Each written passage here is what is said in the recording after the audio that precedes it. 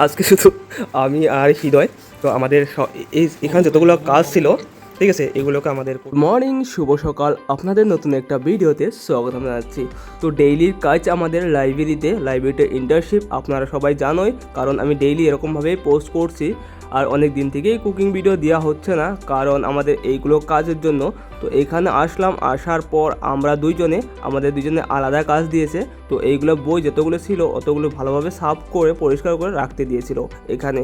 তারপরে আমরা এখানে বললাম যে হৃদয়দি কি পারবি এইসব কাজ সবগুলো করতে, কারণ ওই অত একটা কাজ করে না। তাই আমি জিজ্ঞাসা করলাম যে তুই পারবি কি না। ওই বললো যে হ্যাঁ আমি রেডি আছি, এখন শুরু করলে হলো।